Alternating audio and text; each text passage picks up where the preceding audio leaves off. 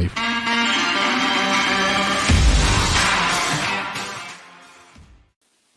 Hello, welcome to Garibaldi Red as Nottingham Forest move up to 8th place in the Championship, just a point off the playoffs after a 3-1 win over QPR, thanks to a Jed Spence Thunder bastard, if we can say that, a Ryan Yates collected goal, and Brennan Johnson shot past the hamstring keeper to seal the points and set up a game against the other Reds on Sunday in the quarterfinals of the FA Cup. And to look ahead to that and look back on the game last night, we're joined first of all by Liverpool's Assistant Academy Director and former Forest Academy Director, Nick Marshall. Nick, hello, are you okay? I'm good, Matt. How are you? Yes, good, thank you. Good. Although I did say I had a fry up for breakfast and I'm drinking so much tea. It's pure salt. You got to live healthy and eat healthy. So that's a bad start today. And our second guest is Forza Garibaldi's Greg Mitchell. Greg, you okay? As I move on to water. Yeah, good as ever. Celebrating a little bit too much again, but we're getting used to that now. Yeah, God, if they get promoted, then I have to drag you out of an alleyway.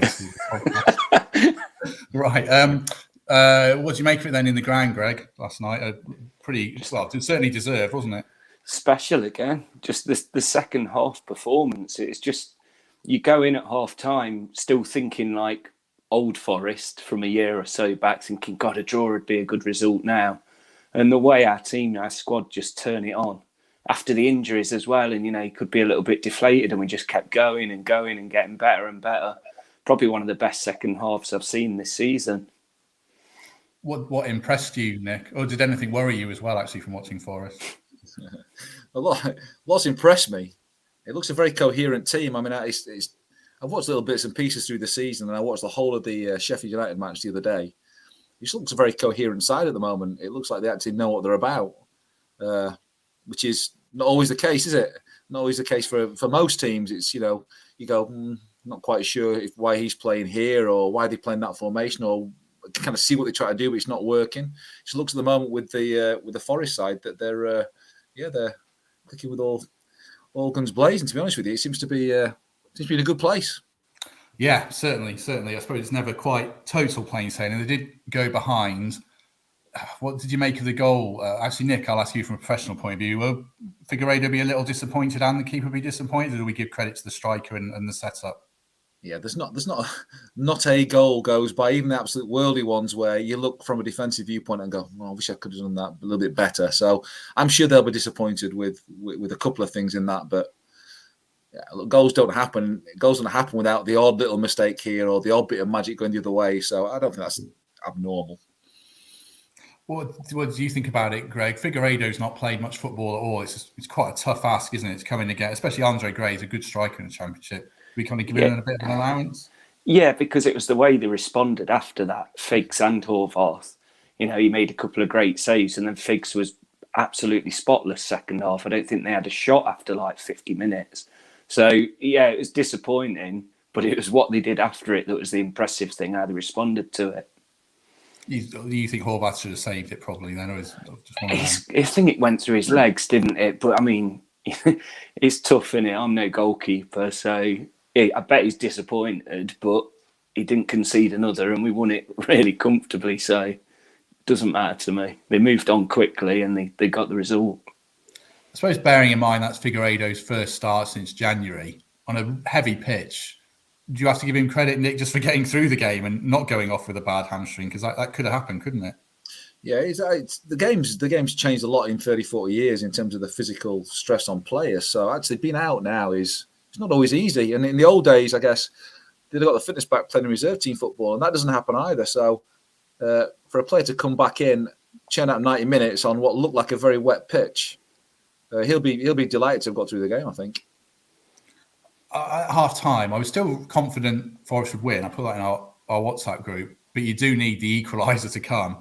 And the goal from Spence, I mean, when was the last time we saw a goal like that, Greg? Cohen v Ipswich or something from McGugan? Yeah, probably McGugan. We had the perfect angle as well. Lower Bridgeford right behind it, and you saw the dip. I mean, the initial shot, I loved the whole crowd shouted, shoot. And it looked like it was going over, and that dip halfway was just sublime. It was unbelievable. And Middlesbrough must be rubbing their hands after every single game now because he's just getting better and better. I'd say he's better than Cash was now playing for us. He really has, just took that extra step. Yeah, I think he probably has. What do you make of him, Nick, from what you've seen of him this season? Yeah, I mean, he's been a revelation, hasn't he? Been a revelation. Obviously, Middlesbrough seems to have had a few problems with his attitude or behaviour or whatever it was, and they're loaning him to Forest has been a bit of a masterstroke from their perspective as well. Obviously, Steve's very good at getting the best out of young players, but he looks some kind of prospect. I mean, I've read a few things talking about him being around England squads and whatever, and some pretty good competition in that attacking right back spot, as we'd attest to. But he's let some prospect. I mean, it's just a shame that you're probably going to lose him at the end of the season. Yeah, probably. Unfortunately, even if they go up, it's looking pretty bleak now. I mean, obviously, you mentioned attacking right backs. You've worked with Trent Alexander-Arnold. I think it's probably fair to say this season he's the benchmark, even ahead of Walker, James, and Trippier. How far away is Spence from that level? Because we've got to be realistic, haven't we? He's not that good, is he? It's difficult for me to really comment because I've not watched him loads. He certainly seems to have got the attributes to play at the very, very highest level. There's no doubt about that. Athletically, he's really, really good. He's clearly the modern fullback, seems to be a fullback that has to be good going forwards. And yesterday's not going to get a better example of that, I guess. And he's contributed to quite a few goals this season. So he looks like he's got the attributes to get right up there. I mean, England, we're blessed with it because James is an outstanding young right back as well. But he certainly looks to have the basic ingredients that is required. We're only going to find out when he's playing against top level opposition week in, week out. But for his stage of development, wow, he looks some prospect. Yeah, we'll come on to top class opposition because obviously we're going to be playing that on Sunday, and we can ask about that more. Do you think he's ready for not just Premier League football, Greg, but top half Premier League football the way he's playing? I'd just love to see him go. A couple of the German clubs are interested, and you look what's happened with Jude Bellingham and players like that, and Sancho when he went and came back. I'd love to see him at a club like Dortmund. I think he'd then straight away be in contention if he's playing week in, week out for a team like that. Southgate wouldn't be able to ignore him and how good he's getting. So if he doesn't stay with us once we're promoted, then I'd like to see him go abroad. And he's shown that he doesn't mind taking a risk, leaving quite a solid Middlesbrough side to come to us. And I mean, on that note as well, I think we will lose quite a lot of our loans next season, but you'd hope the big clubs from the Prem see what we do with loanees over the last couple of seasons. And I'm sure Cooper will be in a position to ask for some of these players like we've got at the minute again. So it is exciting, even if we are going to lose him, which would be disappointing, obviously. You were nodding along there, Nick. I guess like Nico Williams is at Fulham. If Cooper picks up the phone to Jurgen Klopp and says, do you fancy sending one here now? I mean, he can make a good case, can't he, for Forest next season? Yeah, I mean, he obviously, with Ryan Brewster, when he went to Swansea under Coops, he scored about 12 goals in half a season. So that did us no harm at all in terms of then him moving to Sheffield United for quite a considerable sum. So it's definitely something that, I mean, I speak to our loan manager quite a bit, and it's definitely something that big clubs look at. Getting kids at the right loan is incredibly important because if you get it wrong, you can knock them back in their development. The value goes right down. But if you get it right, the opposite can happen. So I think Forest, if Coop stays there, and let's hope he does, and hopefully it's in the Premier League, so we're not having this discussion. But if they are in the Championship next season, then I would imagine that there won't be many clubs who will be afraid of sending young prospects over to the City Ground. What are you looking for from a club to send a player to? What has to be there for you to want them to go to say Forest or any other club? Yeah, they've got to play. You want them to play, obviously. There's not much point if they're going if they don't play. And the style's got to suit them. So it's no point sending an attacking right back, for example, like Nico Williams, to a team that's going to play a low block and drop off, and the fullback's going to be a serving fullback and not bomb forward. That's going to kill them. Likewise, if you're going to play he's a centre forward and he's a tricky, quick player, and he's going to be expected to be looking to hold the ball up against big centre halves, and that's probably not his best move. So you're looking at the fit being right, and I think the manager's a big part of that. The style of football that they want to play, which again puts, I think, Forest in a really good position. Quick note then on Ryan Yates got the second goal. Sort of, it was credited to him. I was a bit surprised. It looked like it was an own goal to me, but we're not going to take it off Yates. And I see Sky and the BBC haven't, so that's good. That makes it 8 for the season for him. Do you know Ryan at all, Nick? Or would he have been before your time? Yeah, no, I know Ryan. Yeah, so he'd have been under 15 when I went. So we used to call him Giggsy. Don't know why. Probably his Did first you? name. He didn't play like Giggsy. Okay, I can. That was his nickname at the academy. What a terrific boy! Actually, I was actually down at the Forest training ground a few months ago with some of our younger groups, and saw him there. It was good to catch up with him. What a terrific boy! A boy there was never any doubt that he would fulfil his potential, however high that was going to be, because of his attitude, because of the way he always wanted to learn. I mean, I know there were stories, obviously, when Roy Keane was there, he was pestering Roy Keane to, questions for him, to get better. He was definitely like that as an academy player. I'm just delighted for him. You want kids like that. Kids, he's a man now, isn't he? You want boys like that to just thrive, because they deserve it, and he's one of them. So absolutely made up for him. You talk about his potential there. I guess that's interesting because players progress at different rates, don't they? Obviously, we see Brennan's flying now. Ryan's 23, 24 and playing his best football. What do you think his potential is now? What is his ceiling as a player? Ryan? Yeah. Well, I think, look. If he scored 8 goals now in the Championship, which is a tough league, he gets to the end of the season, he scores 10, 12 goals. Given his athletic qualities, he's good in the air, they put his foot in.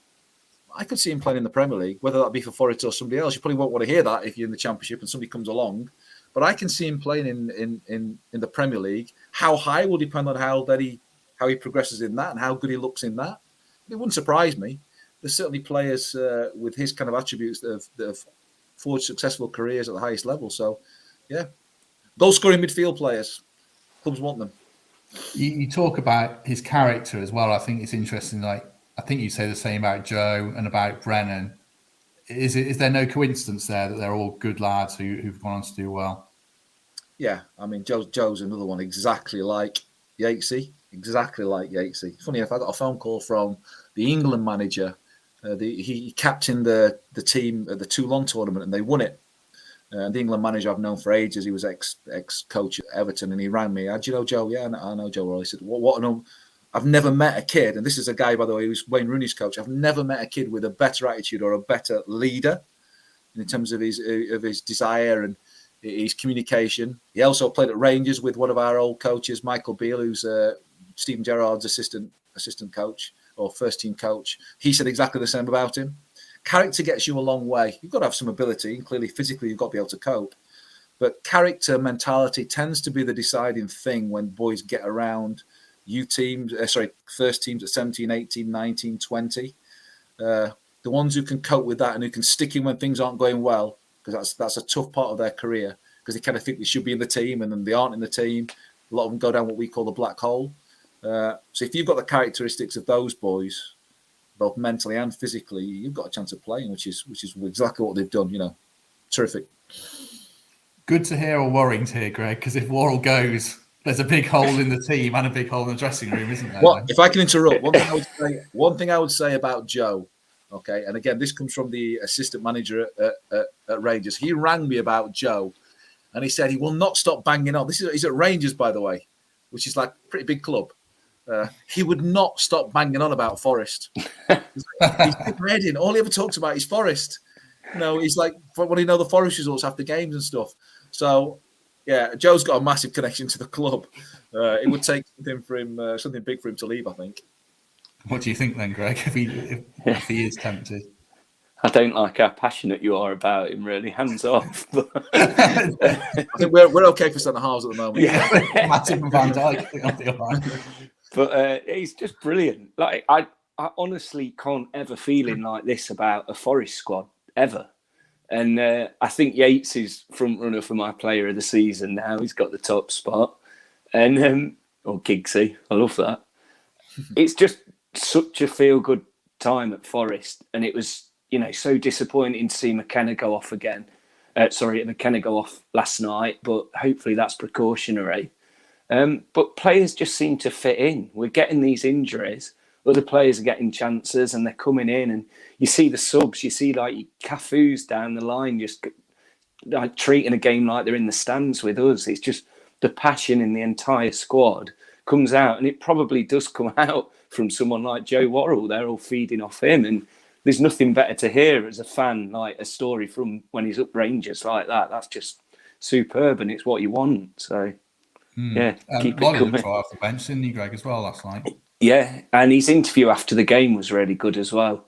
You know, they just seem like they're all raring to go and can't wait to get the chance. And, you know, like Horvath, when they get the chance, they don't want to let it go. And Lolly's another one. And we weren't sure whether he would come back. He's had some nasty injuries and he's come back, and he looked last night when he came on like the Joe Lolly of a couple of seasons ago, I thought.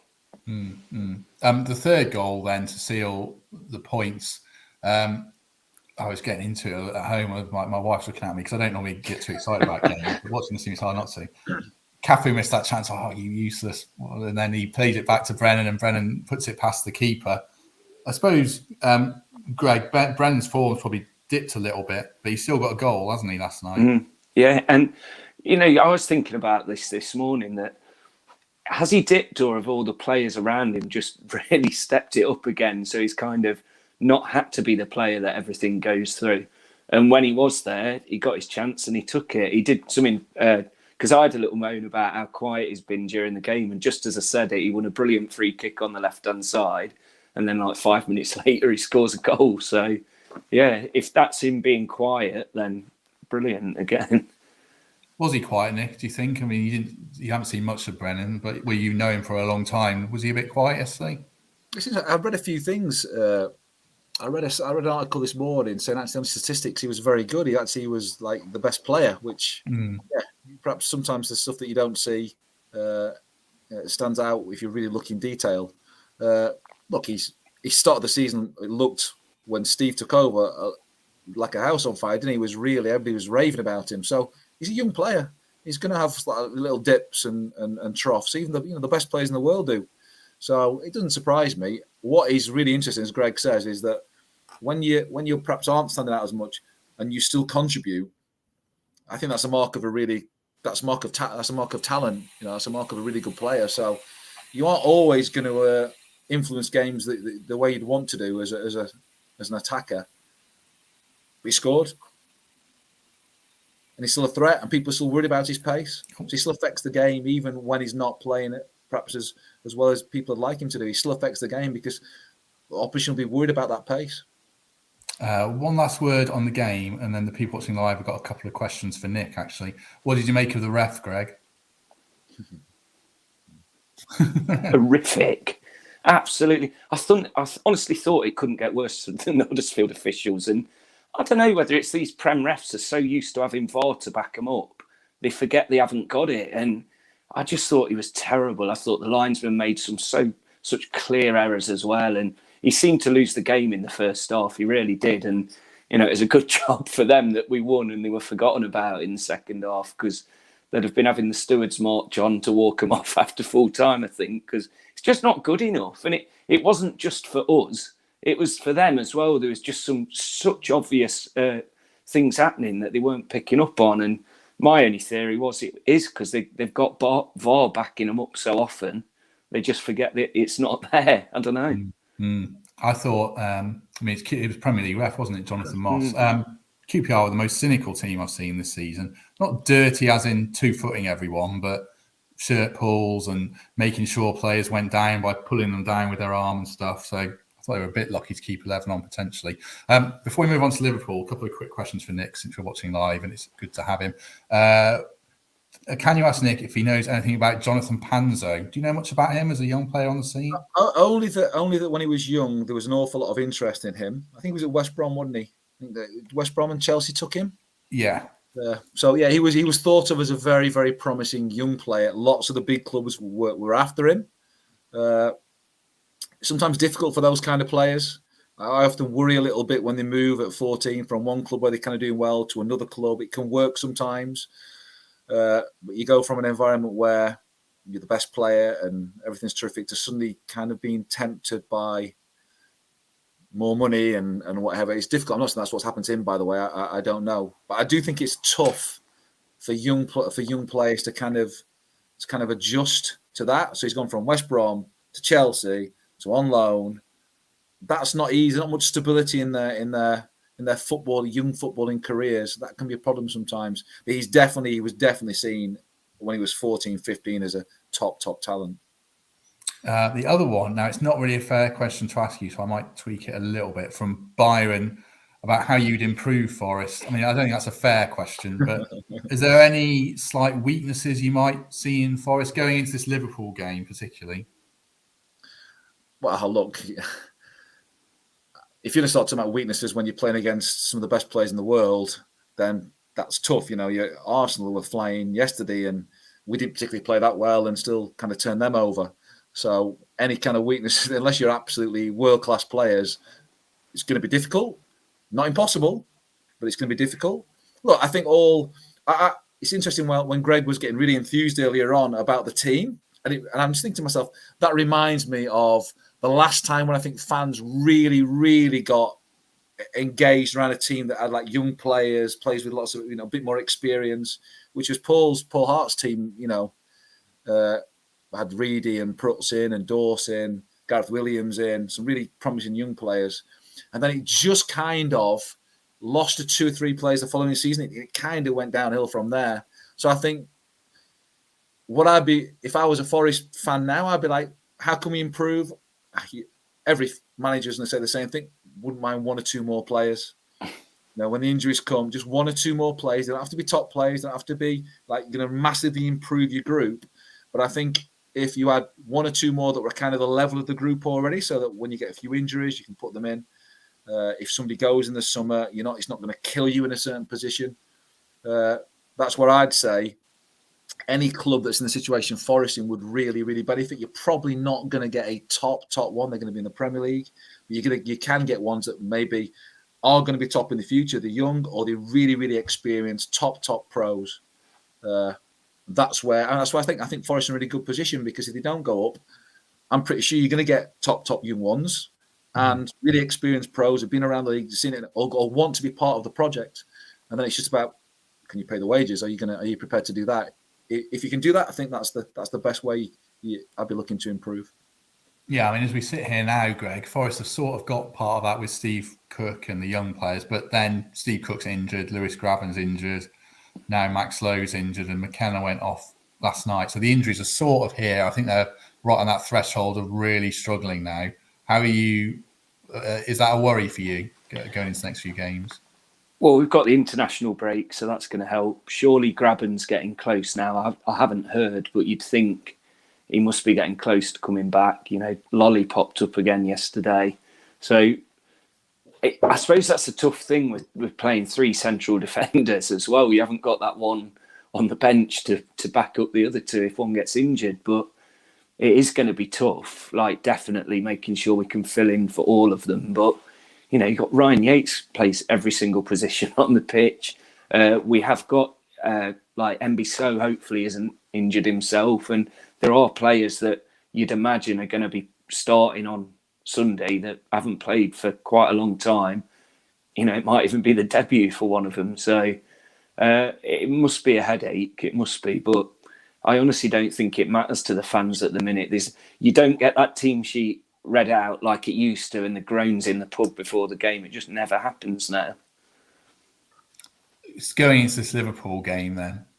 It's interesting because they went at Arsenal and Leicester and trusted them to go one-on-one. Like Colback was one-on-one with Martinelli. Colback could be one-on-one with Salah on Sunday.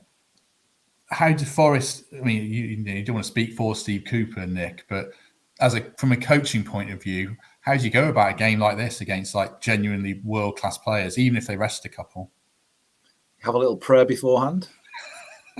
You set your team up well, but you're talking about a team now in Forest that have only lost 1 game since Christmas. This year, so they'll be full of confidence at the City ground with loads of fans behind them, and it's not pressure of having loads of fans and a raucous atmosphere is not something the Liverpool players aren't used to. That isn't going to faze them. But look, realistically, if Liverpool turn up and Forest turn up, then probably 19 times out of 20 Liverpool go through. But the other time is different. You just have to get the best out of your players. You have to hope that they do as well as they can in their individual battles. You might hope that something you do with your formation or the way you set up is disorients the opposition a little bit, and that's a problem we've not come across before. But yeah, it's going to be tough, but not impossible. Do you think it would? I mean, against Arsenal, they didn't park the bus. They were quite tight for 45 minutes and then went at them. Do you think if you do that, that's okay? But if you just do park the bus and try and hold Liverpool at bay, Nick, eventually you think that Liverpool will just break you down? Probably. The thing now that everybody's talking about, which is true, is that I guess if things weren't quite working for us in previous seasons, even look, we won the Champions League in one of them, and the Premier League in the other one. You kind of like look at the bench and go, "Oh, some good players, but probably not quite at the level of our bench now." So if you solve one problem, you then have another problem to cope with later on. So I guess some clubs have come to Anfield and kind of park the bus and hope that they can exploit the space behind our fullbacks when they get forward. But you've got to have really quick, really bright front players, and our two centre halves, particularly Van Dijk, aren't exactly slow. So that's one way of doing it. You can really get after them and try and disrupt them. And look, ball bounces in a certain direction. You get a bit of luck. They're off days in the strike. You can win that way, but the matchups aren't obviously probably in Liverpool. Well, they are in Liverpool's favour, aren't they? They're definitely coming on our side, but it's not impossible. It's not impossible.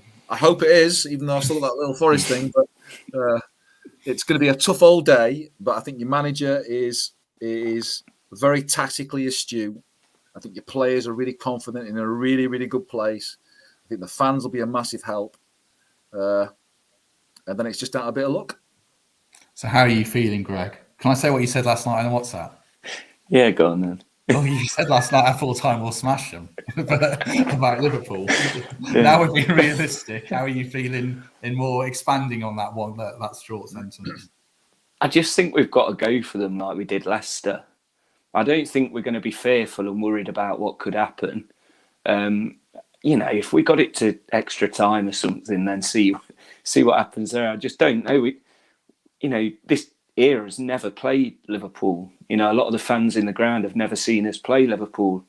We've been doing this build-up for the past 2 weeks and everyone's been saying concentrate on the league games. Well, we got a 6 points, so this is our prize now, and let's just have a memorable day, and who knows what could happen. Anything could happen, and we've done it to Arsenal, we've done it to Leicester.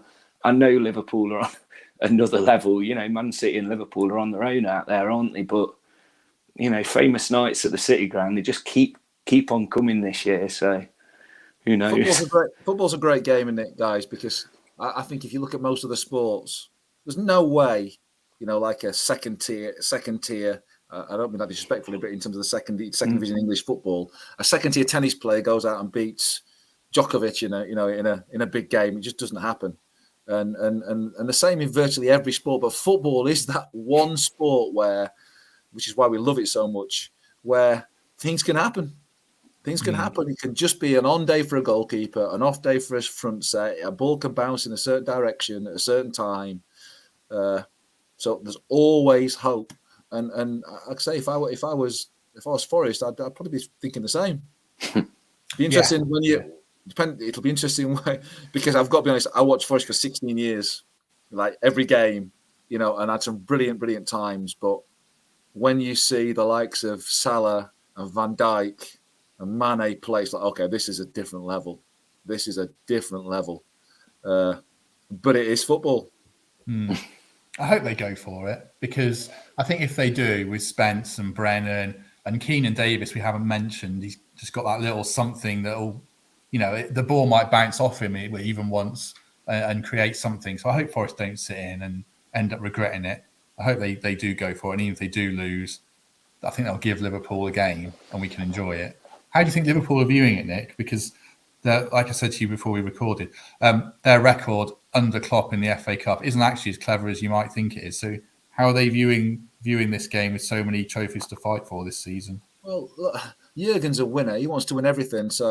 But he's also realistic about things in the past. When you're going, we play a lot of games. When you play in Champions League, and then you get through that 6 games straight away. Then you get through the other rounds. We've usually done quite well in that as well.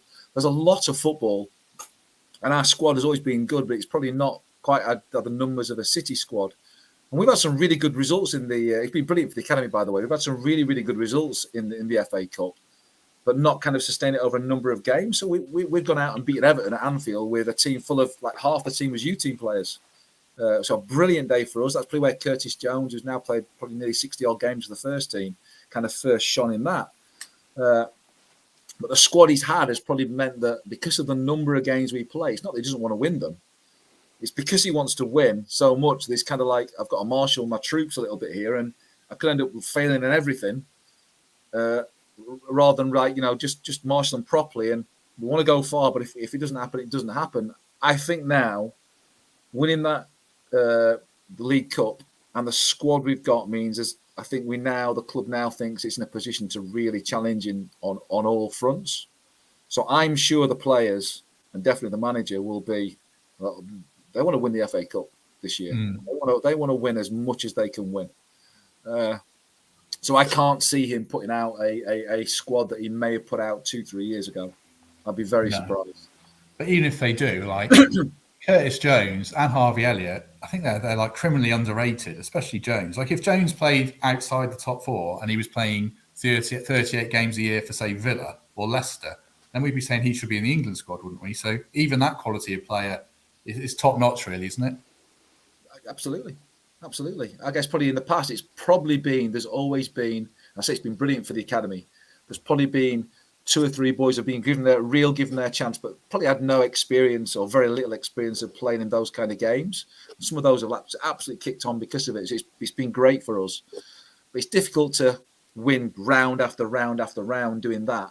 And sometimes some of the first team players might have to play a little bit out of position and what have you. But yeah, look, our second, it's not our second string, but our if you were to pick, most people would pick their first choice across the pitch and then go with their second. It's still really, really strong. It's definitely the strongest. Well, I'm talking for the manager. The manager said himself, it's definitely the strongest he's had since he's here. So I would imagine any team that they put out on Sunday will be very good. Just a couple of quick final questions before we turn to one other topic, one for Nick and one for Greg. Greg first. I think the gap to the playoffs, to say, is a point. The gap to automatic promotion now is 8 points, and we've played one more game than Bournemouth. You're the ultimate optimist, but a few fans in my Twitter timeline today were saying Forest should be going for second. Well, what do you think to that? Huddersfield beat Bournemouth at the weekend. Then we go up to Bournemouth eventually when that game's played and beat them. Then if we've done well in between, we're going to be right up there. The key is getting those playoffs, isn't it? Once we've cemented ourselves in those playoffs and then say, right, how close can we get to them? But at the minute, it's frustrating looking at that table. We keep winning and winning, and we're still not in that top 6. We're still not cemented. Like Blackburn hardly scored a goal since January, and they were still in it for weeks, weren't they? So we've just got to get in them securely, and then see how close we can get. Yeah, I guess you're shaving down the teams that can get in the playoffs now. Probably down to 10th or 11th, probably. Coventry got 54 points. Question for Nick before we come to our final topic. It'd be interesting to get your take on this. You haven't seen a lot of Forest this year, I appreciate. If they do get in the Premier League and they do retain the loan players they have, do you see the making of the kind of team that could do, not necessarily definitely stay up, but be competitive with youth and pace and power in there? It's a really good question. It's a really good question because the clubs that have done that have tended to have. So I think about Leeds in their first season, obviously finishing 9th. I think about kind of a Sheffield United who finished 9th, and both those clubs, obviously one's gone down and one's in trouble. Think about a Burnley. They've kind of managed to stay up there. They've tended to have quite a lot of experience in the group. So I think it would be really, really tough. Really, really tough. Look at Norwich. Norwich have kind of if you look at Forest, like you said at the beginning, Forest form since the first chunk of the season has been outstanding. But Norwich form when they've been in the championships been really, really good as well. So if I'm being completely honest, I think you'd need to recruit 2, 3, 4 Premier League players with lots of Premier League experience to add to those young players, and then it becomes a little bit different. It becomes a little bit more interesting. Now, I'm not saying it's impossible without doing that. I don't watch the team enough, and I'm sure, like I say, your coach is really bright and tactically really up there. So that might make a difference as well. But I've seen a lot of the Championship. I've seen a lot of the Championship in my Forest days. The Premier League's a different animal. Yeah, it's interesting, Greg, isn't it? Because if you keep the loan players Forest have got, you probably, and maybe you loan Garner back or whatever, but if you had to try and sign all 5, you're probably talking 40 million quid. And if you were to sign those 2 or 3 or 4 Premier League players that Nick's talking about, and I appreciate for people listening saying we're not there yet, but it's interesting to throw it around. You're probably talking another 50 million quid. The owner's going to have to find £100 million to make Forest a competitive Premier League team, isn't he? But surely when he bought the club, he always knew that it wasn't just Premier League being the dream, it was being successful in the Premier League. So I think there'll be a plan in place ready to go. He's a successful bloke, isn't he? He knows what he's doing. So, with the CEO and some clever recruitment, maybe we don't have to spend that much money because we're finding these players that can do it for us. So it'll just be exciting to get there and see what they do. Yeah, exactly. Well, we're way ahead of ourselves. It's the kind of conversation we all have down the pub about what could happen. Wanted to finish. Nick's on here in part to talk about the game, obviously, but also about Derek Otim, who's a former Forest youth player, and I'll let Nick explain more. Former Forest youth player who didn't quite make it, like so many don't, went to America and tragically died in 2019. His family's in a tough spot at the moment, so Nick's trying to do something to help them. So, Nick, why don't you tell people about Derek and what you're trying to do to help the family out? Yeah, thanks, Matt. Yeah, so Derek was a young lad, so Greg will be able to reel off as a huge Forest fan. Loads of players who've been at the club for a long time, kind of legends of the club. Really invested all their energies into being as good as they can and helping the club as much as they can. Well, Derek kind of did that, but nobody would have heard of him because he was kind of a schoolboy player. Joined the club at 9. I think he left at 19. So he was under 16 when I went.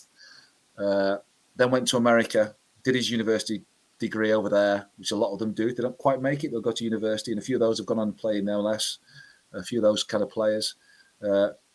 Passes his degree and unfortunately died in a tragic drowning accident. So a really horrible story to a kid. Well, it'd be horrible for any kid, any family. But really, genuinely, when I look back on my career and look back in the last 30 years, there's kind of always you take away the players who've gone on and been really successful and made it, and of course we all know about those. But if I think about players who've really caught my attention and I've really gone, oh, what a terrific boy, he's undoubtedly one of them. Sort of kid that always had a smile on his face, was a good player, a good young player. Didn't quite get there, but it wasn't far off. A really good young player. Balls, bibs, cones, all that stuff. Bring him in first. Just a top boy.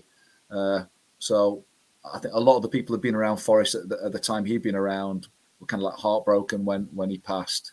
Family going through, family difficult situation. Single mum, mental health nurse, working her taters off, not getting paid very much, looking after her, Derek's siblings, got a grandkid in the house as well, health problems of her own, got a sister down in London who's got health problems, so she's spending any spare time going down to look after her, which costs a fortune on the train, hasn't got a car, hasn't really got anything. And the tragedy is if Derek had been playing even a lower leagues in England, the PFA, because he's obviously a member of the PFA, the family would have got an insurance payout to kind of look after them, because he's in America, didn't get that. So I just spoke to the mum and trying to get a bit of money together just so they can put a deposit down so they can buy the house that they've lived in for the last 10, 15 years. And really, there's a lot going on in the world at the moment. There's lots of really, tragic things happening. So I've only really ever addressed this to Forest people and Forest fans and Forest ex-players and whatever, because I think he was through and through Nottingham Forest, this kid. Through and through Nottingham Forest. I think he's part of the Forest family as much as a player who's played 10 years, for the first team. So I'm really, the appeal is really for the Forest family, the Forest people, whether it be staff, players, supporters, whoever, to help this family out. So I've got a Just Giving page, put a Just Giving page together. We're trying to raise in the region of about £24,000. So she can just put a deposit on a house. So she actually owns something. She actually has something to pass on to her remaining children when she eventually passes away. And and just give them a little bit of comfort in what's been a horrific time. I'll drop the link to the Just Giving page in the comments for this episode on YouTube and Facebook, and I'll put it in the description on iTunes for people who are listening. So hopefully people can help out in these difficult times around the world. Right. I think we'll probably leave it there. So thanks to everyone who's watched along, dropped lots of comments in, which does help. And if you did enjoy it, do like and subscribe on iTunes and YouTube as normal. Greg, enjoy the game on Sunday. Will do. Nick, I'm going to be there. Are you there? I'm going to be there. It's my first. We played Forest in the FA Youth Cup a few years ago, but it's my first time back at the City Ground. So I'm very much looking forward to that. I'm actually taking Derek's mum to the game. So, yeah, I'm going to be there. Posh seats or with the fans? Well, I didn't bother ringing Forest to try and get tickets because I guess that would be kind of a problem. So I've gone through our end, and we are, yes, we're in the boardroom. So we've got really posh seats.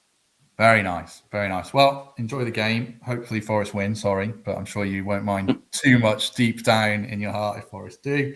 Thanks very much, gentlemen. We'll be back on Monday with Greg, who's back on Monday, and with Dan Story, the chief football writer of the I paper and a big Forest fan. So we'll look back on the Liverpool game, and hopefully everyone joins us then.